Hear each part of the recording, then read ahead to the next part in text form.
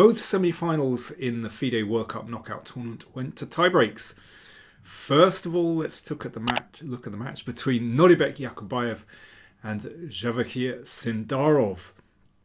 So here you can see that already Sindarov playing black has a very comfortable position. I really like those connected queenside pawns. And the knight is beautifully placed on c4. I mean, this is white's compensation, you could say, this kingside pawn majority. But Sindarov broke down that point, that strong point on e5, not so strong anymore. So white's kingside pawns are less impressive than these on the queen side. And that's a strong knight on c4, so Yakubayev decided to exchange it off. But those pawns are still very impressive, and little by little the position just got better and better for black. Look at those pawns. I think in a fast time control, let's remember this is 15 minutes plus 10 seconds per move, it can be very difficult to invest the time to change the nature of the position. And Yakubayev failed to do that, so that by the time it got to, well, this position, you can see these passed pawns on the queen side were going to decide the day. And this was the finish. The c-pawn advanced, and now there's no real defense to rook b1. You can bring the rook back. But after the exchange, then b4, and one of those pawns is going to roll through. So a very smooth performance from Sindarov, very impressive. So that meant that in the next game, Yakubayev would have to win to level the match. So that's the game we're going to concentrate on. So Javier Sindarov playing white. And he just needs a draw. So here we go. e4. I think his strategy was very interesting because, you know, he didn't play bishop b5 check here and try and stay super solid. He decided to go into an open Sicilian. So that's a very confident way of playing. Remember, he just needs a draw. And it's a knight off. And Sindarov plays h3. And this is very sharp. e6, g4. So this is like a Keres attack against the Scheveningen. So this is the traditional Keres attack. Here, e6 and then g4, which has an excellent reputation. But in this case, you could say that white is sort of half a tempo down with this pawn on h3. So this suits Yakubayev. You know, he wants a sharp position with black.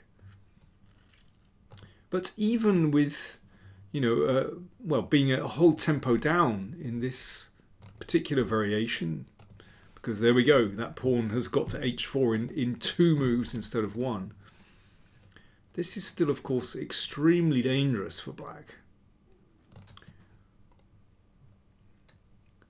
Basically, white has gained this space and wants to just continue with, you know, a full-scale kingside assault.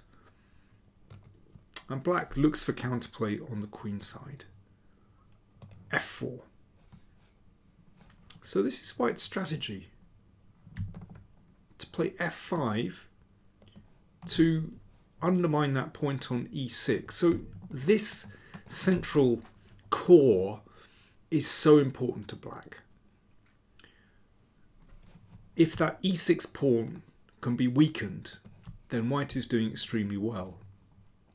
And that's what Sindarov goes for. So f5. So strategically very direct.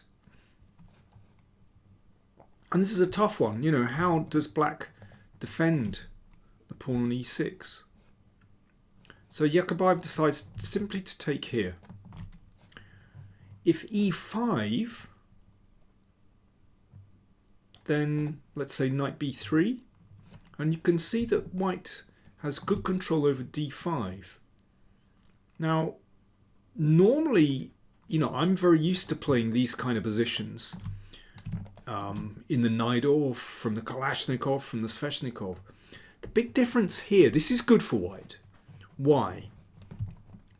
Because of those kingside pawns. It's very difficult to bring the bishop on f8 into play successfully. And that really limits black's counterplay. So that's the problem with the position. So that's why Yakobayev decided just to exchange on f5. This bishop is still the problem, actually. And of course, that knight is beautiful. Yeah, incidentally, if black tries something like knight c5 here to hold the e6 pawn, then that gets exchanged off, and then bishop h3, so the pressure continues. Well, it's very uncomfortable, and yeah, black is in trouble there. So this is taken, and then g6. So Yakobayev is fighting hard. So where does this knight go? If it goes backwards, something like this, then black can start to take over the initiative. You can see once that knight reaches c4, one of the knights, then there's serious counterplay. And in this case, with the bishop reaching g7, well, black's pieces start to look pretty good. So white needs to react very forcefully here. Bishop d4, good move. Hitting the rook here. But not only that. So what's the difference between this position? So what happens if just knight e5? Well, in this case, that can be exchanged off, and crucially, this square is available for white's knight, knight e3. So the knight not only covers c4, but one of those knights is going to reach d5. And that is incredibly powerful. You can see the knight, well, attacks the queen, but also looks at the f6 square. And again, that bishop is really restricted. From g7, well, it's not really doing very much at all when the pawn on e5 blocks. So strategically, white doing extremely well. And really, it's all to do with those pawns. Yes, control of d5 is one thing, but it's the combination of the control of d5 plus those advanced passed pawns that gives white a clear positional advantage. So after bishop d4, Yakobayev decided to randomize the position. Pawn takes knight. Bishop takes h8. So he's given up the exchange, but it's a pretty weird position because white's king is still in the middle, and now d5 opens things up, threatens a big check on g3. So very easy to lose your head here with white. Okay, how are you going to deal with that? Well, not by taking a pawn, because then this check would be very unpleasant. And this move d4 opening up this bishop. So Sindarov played rook h3. Remember, he just needs a draw here. Covers the g3 square. D takes e4. So you've got to be very careful of those pawns. Now, knight d5 played. That's a very human move. You're basically looking for exchanges. The computer likes the move queen h5. And then, for example, after this, then taking on h7. That is not a human way to play. That's very machine-like. Now, it's good for white, but it's still very messy. Whereas knight d5 just kind of keeps things under control. Hits the queen. I mean, certainly black doesn't want to do that. That brings the queen to a superb position. So queen c5, and then there's a check on f6. And this bishop is very strong. I mean, for one thing, it prevents black from castling queenside, so this rook isn't coming into play. So yeah, it keeps things under control basically. Knight c4 played. And queen d4 is a sound move here. This wasn't played. Of course, black is still in the game after this. But I think Sindarov's move is I think, just shows the kind of pressure he was under. He knows he just needs a draw, so he just thought, right, I'm taking that knight off.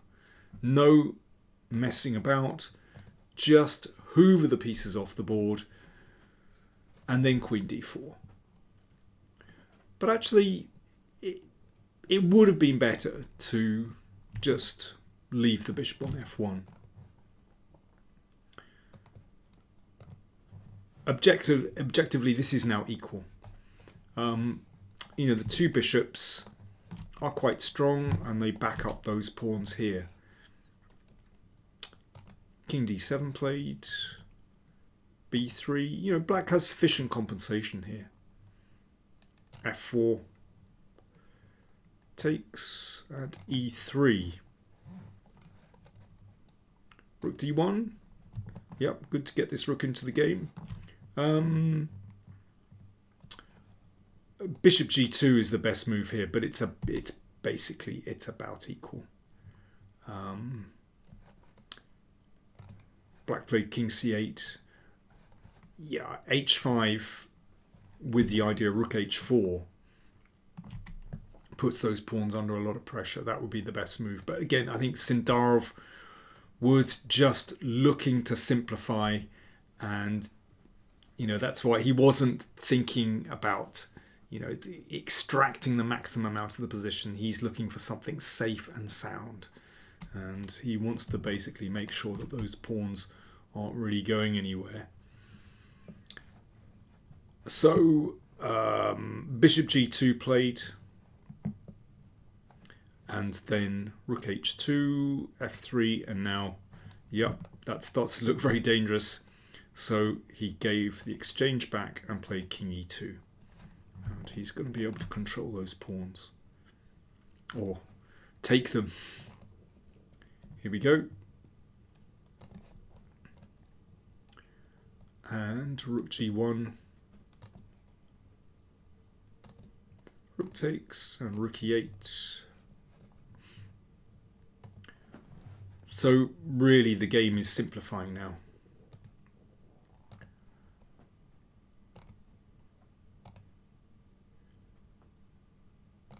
Rook f1. Okay, just attacking here. Bishop takes g5. So yeah, we can see the position is just simplifying. That bishop is beautifully placed, supported by the pawn. So not too much can happen here. Let's just sit to the end.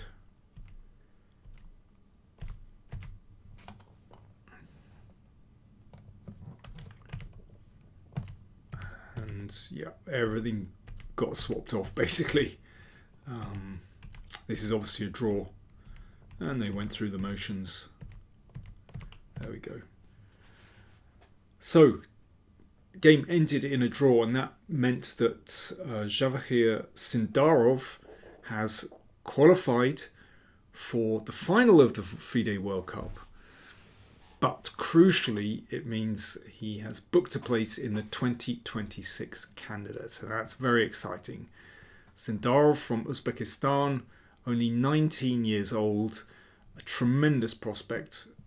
I'm delighted for him, actually. His opponent, Nodibek Yakubayev, he was outplayed in the tiebreaks. However, he still has a chance because there's one more spot in the candidates for the winner of the 3rd and 4th place playoff. More on that in a second. So what happened between Wei Yi and Yesipenko? Well, this was bizarre. The first game was drawn. Yesipenko was pressing in the second game. You can see that Yesipenko playing black is 2 pawns up, and Wei Yi's under pressure. He's just retreated his knight to e3, and here Yesipenko just blundered.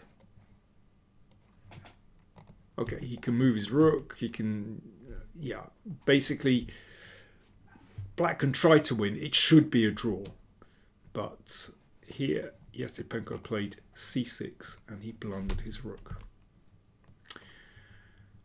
Now I'm delighted for Wei Yi. He makes it through to the final of the World Cup, so it's going to be 19-year-old Jawakhir Sindarov against Wei Yi, 26 years old. Neither of them has ever played in the candidates before, so that's very exciting. And that means that Yesipenko goes into the 3rd and 4th place playoff match. He'll face Yakubayev, so the winner of that will also get to the candidates. So in a way, that's a bigger match than the final itself between Sindarov and Wei Yi. But, well, let's see.